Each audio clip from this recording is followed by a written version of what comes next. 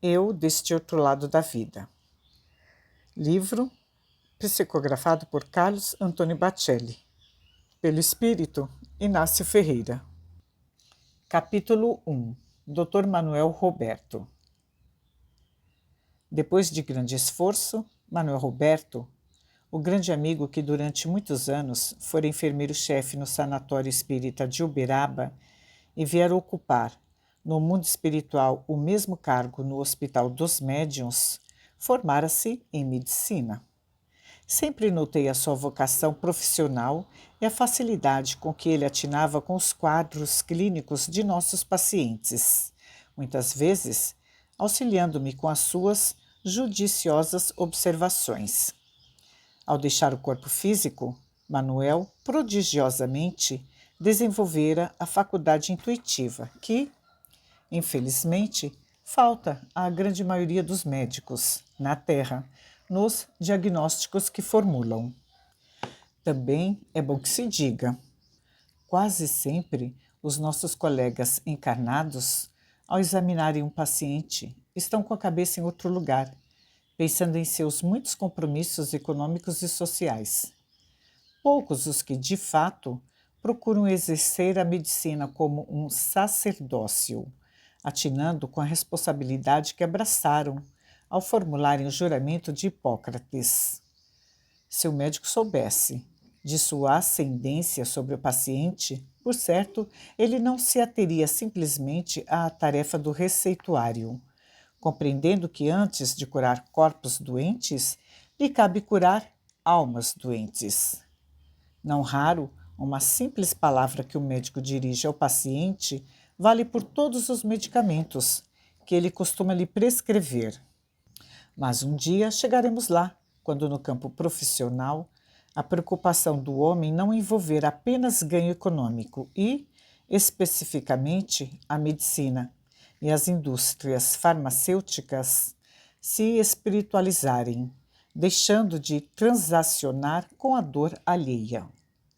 Quando nos referimos às perseguições experimentadas por Jesus, notadamente pelos escribas e fariseus, ou seja, pelos orgulhosos doutores da lei, nos esquecemos de que ele também foi perseguido pelos médicos da época que, com seus conhecimentos rudimentares, quase nada conseguiram curar. Incentivei a Manuel a especializar-se em psiquiatria, pois, afinal, a sua experiência neste ramo da medicina já era considerável.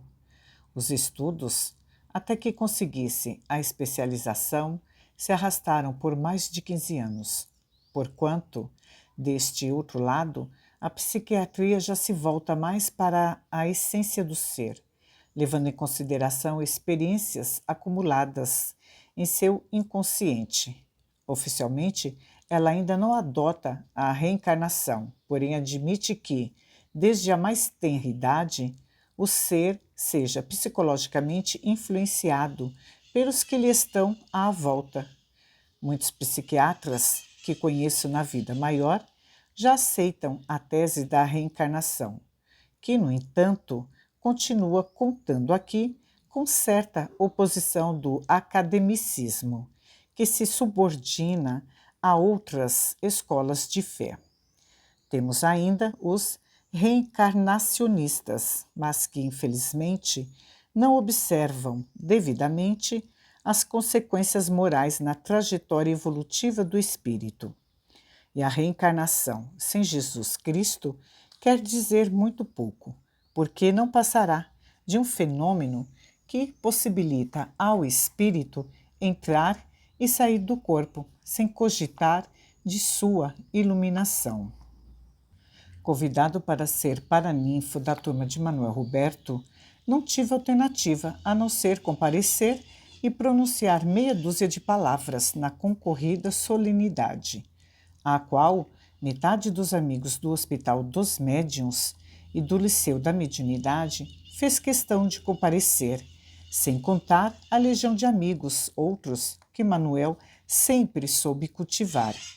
Um dos mais festejados, ele, porém, era um dos mais humildes, e por conta de sua forte emoção, acabei ficando sem os lenços que eu sempre trazia nos bolsos de meu jaleco. Tive que enxugar as minhas lágrimas com o lenço que o Odilon me emprestou.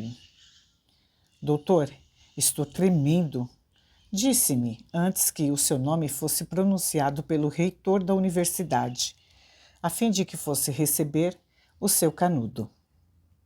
Onde é que já se viu um médico psiquiatra tremer? Repreendi-o fraternalmente, procurando transmitir-lhe coragem. Antes que eles lhe cassem o diploma ainda não outorgado, trate de se controlar. Mas o senhor também está tremendo, retrucou. É claro que estou com frio. O ar-condicionado está muito forte. E depois, como você sabe, estou saindo de um resfriado. Os vírus, infelizmente, não são imortais também. Imaginei que ao morrer, eu me visse ver livre deles. Dr. Manuel Roberto da Silva, soou o nome do nosso amigo, sendo chamado pelo mestre de cerimônias do evento. Praticamente, sendo ele um dos mais velhos da turma, o grande auditório explodiu em aplausos, com a nossa estimada Domingas puxando um coro de vozes. Manuel, Manuel, Manuel! Vocês não hão de ver que ela chegou até a assoviar. Domingas, aonde é que você aprendeu isso? Ah, nos meus tempos de médium obsedada, respondeu descontraída. Foi você, Odilon, que ensinou isso a ela? Perguntei, procurando desviar o foco da própria emoção, que, em verdade, eu mal conseguia controlar. Não, doutor, redarguiu o amigo com um sorriso. Ela, quando chegou à casa do cinza, pulava até muro. Corria na rua, pulava muro, saltava córrego, emendou a companheira. Imitava a sirene do caminhão dos bombeiros. Confiro-lhe, com honra e mérito, disse o reitor com voz solene a Manuel, destacando seu excelente aproveitamento durante todo o curso, o título de doutor em medicina, com especialização em psiquiatria. Após receber os cumprimentos dos membros da mesa, Manuel, de cima do tablado, virou-se para mim. Ergueu o canudo com a mão esquerda e com a direita, indo do coração aos lábios, enviou-me um beijo à distância. Após receber os cumprimentos dos membros da mesa, novamente, Inácio, ante os sorrisos de Odilon, Modesta, Domingas, Paulino e outros que estavam por perto, como o nosso caro Adroaldo Modesto Gil, diz: ainda vai me comprometer. É a primeira vez que um homem me manda um beijo. O senhor nunca foi beijado por um? Inquiriu Domingas, que passara a ser a minha nova secretária no consultório. Só pelo Chico Xavier. Mas beijo de Chico é beijo de Deus, exclamei. Quando ele beijava a gente se sentia quase beijado por uma mãe. Era diferente. Depois de mais ou menos 50 minutos, eu sempre detestei tais solenidades. O reitor, ainda fazendo com que eu me lembrasse do que já tinha esquecido, tomou novamente a palavra e anunciou: convidamos agora o Dr. Inácio Ferreira, muito digno diretor do Hospital dos Médiuns, para que faça aos nossos formandos o seu tão esperado pronunciamento. E, quebrando o protocolo, acrescentou: o Dr. Inácio dispensa quaisquer apresentações, e sabemos mesmo que ele é completamente avesso a elas. Estamos ávidos por ouvi-lo, e de imediato lhe passamos a palavra. Prestimosa assessora da reitoria se aproximou e, com um belo sorriso, colocou diminuto e leve adesivo na minha lapela, comunicando-me ser um microfone, capaz, inclusive, de fazer em outros idiomas a tradução simultânea do que eu falaria. Meio tímido, como sempre fui, procurei nos bolsos do jaleco e da calça algumas anotações que, previamente, efetuara com o propósito de que as emoções não me perdessem. Meu Deus! Exclamei. Aonde será que coloquei o rascunho do meu discurso?